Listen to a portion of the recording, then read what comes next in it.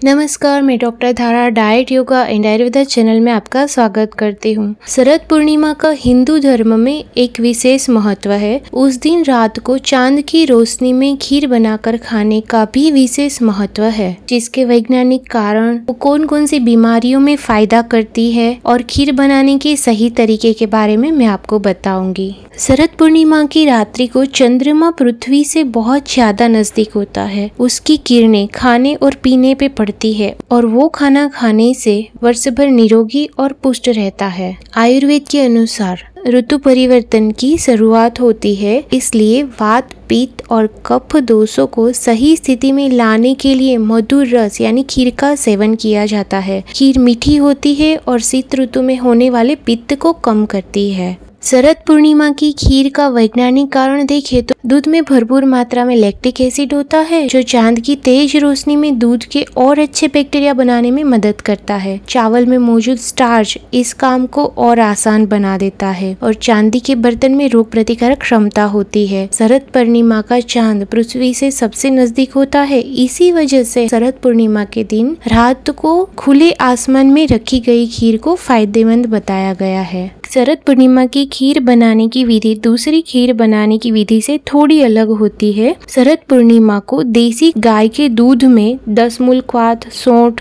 काली मिर्च, वासा, अर्जुन की छाल का चूर्ण, तालीस पत्र चूर्ण, वंशलोचन, बड़ी इलायची, पिपली, इन सबको आवश्यक मात्रा में मिश्री के साथ पकाए और खीर बना ले। खीर में ऊपर से शहद और तुलसी पत्र मिला दे। अब इस खीर को तांबे के साफ बर्तन में पूर्णिमा की चांद में खुले आसमान के नीचे ऊपर से जाली वाला ढक्कन ढककर छोड़ दे। घर की छत पर रात भर बैठकर सुबह ब्रह्म मुहूर्त में 4 से 6 बजे ये खीर का सेवन करें। ध्यान रहे, ये ऋतु में बनाई गई खीर में केसर और मेवों का प्रयोग ना करें, क्योंकि ये गर्म प्रकृति वाले होते हैं और पित्त को बढ़ा सकते हैं। इसमें अगर आप चाहे तो सिर्फ इलायची का प्रयोग करके भी बना सकते हैं। ये खीर बनाने के लिए चांदी का बर्तन सबसे अच्छा है। अगर चांदी का बर्तन मौजूद ना हो तो मिट्टी, कांसा या पीतल के बर्तन में ये खीर बनाकर आप उसके अंदर चांदी का चम्मच रख सकते हैं, लेकिन कभी भी स्टील, एल्यूमिनियम, प्लास्टिक और चीनी मिट्टी के बर्तन का इस्तेमाल ना करें। ये खीर खाने के बहुत सारे स्वास्थ्य लाभ होते हैं। अन्य चीजें जैसे कि घी को मिट्टी के बर्तन में और काली मिर्च, बूरा और सूखे नारियल को मिट्टी या कांसे के बर्तन में खोलकर चंद्रमा की रोशनी में पूरी रात रखा जा सकता है। उसके अलावा आयुर्वेदिक औषधियों को भी चांदनी की रोशनी में रखे जाने से उसकी गुणवत्ता बढ़ जाती है। दमे के रोगी के लिए ये खीर सबसे ज्यादा फायदेमंद है। ये खीर रात्र भर जाग कर सुबह 4 बजे दमे के रोगी को लेना चाहिए। रात्रि जागरण का कारण रात्रि में स्वाभाविक कफ के प्रकोप को जागरण से कम करना है। ये खीर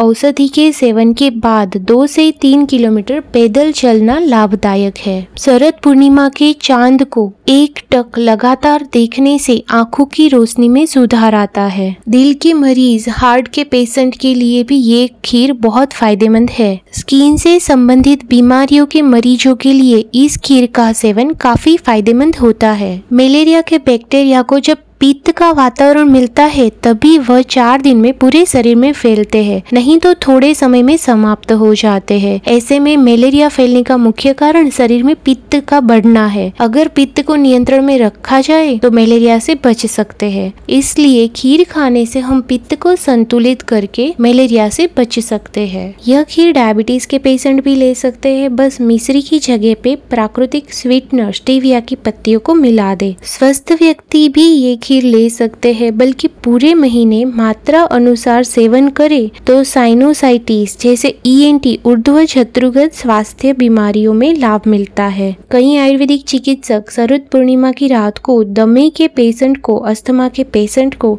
रात्रि जागरण के साथ साथ कर्णवेधन भी करते हैं, जो वैज्ञानिक रूप से सांस के अवरोध को दूर करता है। शरद पूर्णिमा के दिन में सोना अपथ्य माना जाता है। प्रत्येक व्यक्ति को कम से कम 30 मिनट तक शरद पूर्णिमा के दिन स्नान करने का भी विधान है। तो शरद पूर्णिमा के दिन बनी हुई खीर जरूर खाइए। प्लीज लाइक, सब्सक्राइब और शेयर करके मुझे सपोर्ट कीजिए। Thank you. Bye bye.